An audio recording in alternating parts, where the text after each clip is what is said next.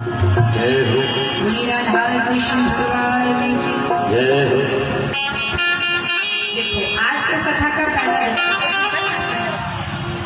आज कथा का प्रथम दिवस था और कहते हैं कि पहले दिन की कथा ठीक वैसे ही निकल जाती है। कैसे ध्यान देना, पहले दिन की कथा वैसे निकल जाती है। बोले कैसे? बोले एक बार एक गांव में एक मास्टर साहब रहते थे, ठीक है। तो मास्टर साहब जब रहते थे ना, जैसे पहले दिन की कथा का टाइम निकल जाता है, पता नहीं चलता कि 3 घंटा कहाँ गया। वैसे ही एक गांव में एक मास्टर साहब रहते थे और उन्होंने एक पैजामा सिलाया। और जब पैजामा सिलाया तो उनका पैजामा 6 इंच बड़ा हो गया। अब पत्नी के पास गई कि हमारा पैजामा 6 इंच बड़ा हो गया, जरा काट देना। पत्नी ने कहा टाइम मिलेगा तो काटेंगे।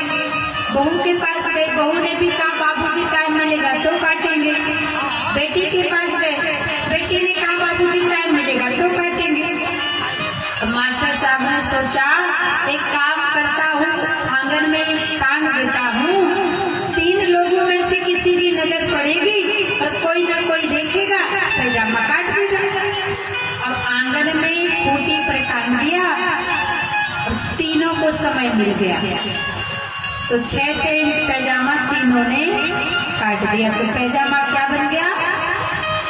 अंडरवियर। इसी प्रकार पहले दिन की कथा होती है।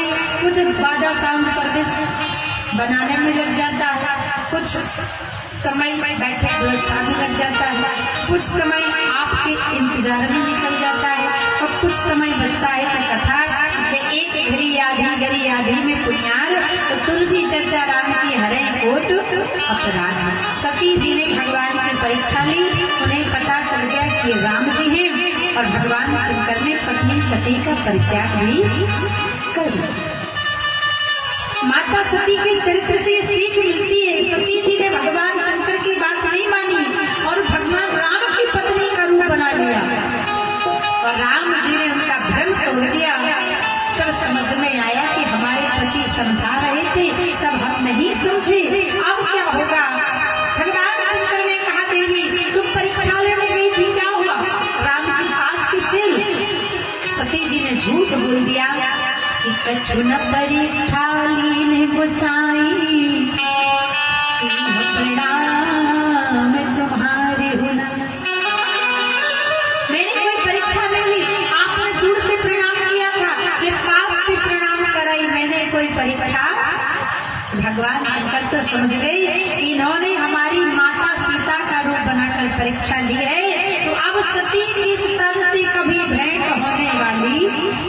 और भगवान ने सती जैसी नारी का परित्याग, यह तन सती ही बैठ मोहि नाई, शिव संकल्प कीन मन महा।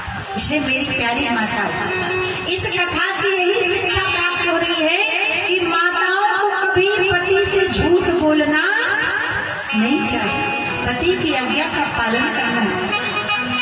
अच्छा ईमानदारी से बताओ, बिहार भैंसा काल की माताओं की कितनी माताएं कि रोज अपने पति के पांव दबाती हैं? जरा बताओ हाथ उठाओ।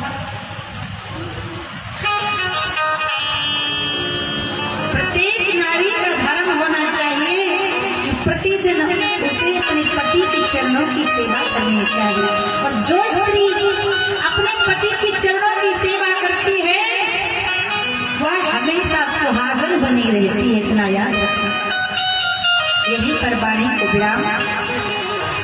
कल की कथा में इस व्यास मंच से भगवान शिव और पार्वती का झांकी के साथ विवाह उत्सव मनाया जाएगा।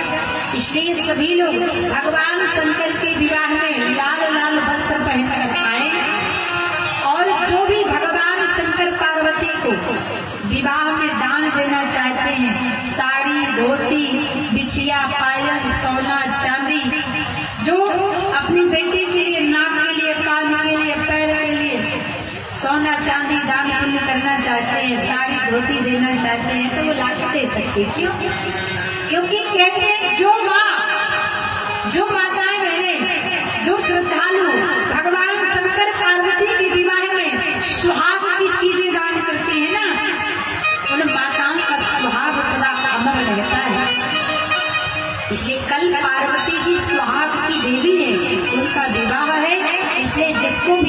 शिव पार्वती के विवाह में जो भी दान करना है तो वो प्रेम से कर सकते हैं। बोलिए शंकर भगवान की जय हो। आइए यहीं पर बाड़ी प्रोग्राम 2 बार भगवान के नाम का कीर्तन, इसके बाद रामचरितमानस की आरती होगी और जिन्हें भी दान पुण्य करना है वो कर सकते हैं। आइए 2 बार भगवान के नाम का कीर्तन। अब आके भी बोलो राधे और जाते भी बोलो राधे, दोनों हाथ उठा के सीताराम गाओ और इसके बाद सभी लोग लीला का आनंद लो। भाव के साथ सभी कहें। पीछे के लोग कंजूसी कर देते हैं, लेकिन सभी लोग मिलकर दोनों हाथ उठा के कहेंगे बड़े भाव के साथ। लेते जाना रे हरि का नाम थोड़ा थोड़ा, लेते जाना रे हरि का नाम थोड़ा थोड़ा, लेते जाना रे हरि का नाम थोड़ा थोड़ा। आज भाव के साथ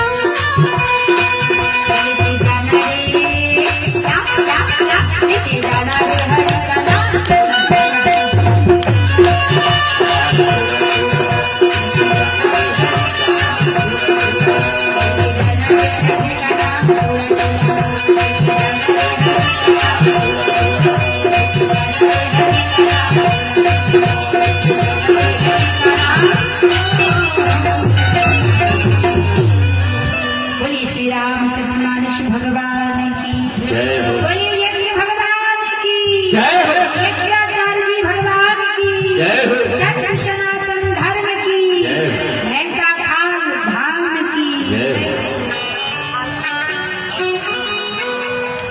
और अब रामचरितमानस की विश्राम आरती होगी, इसलिए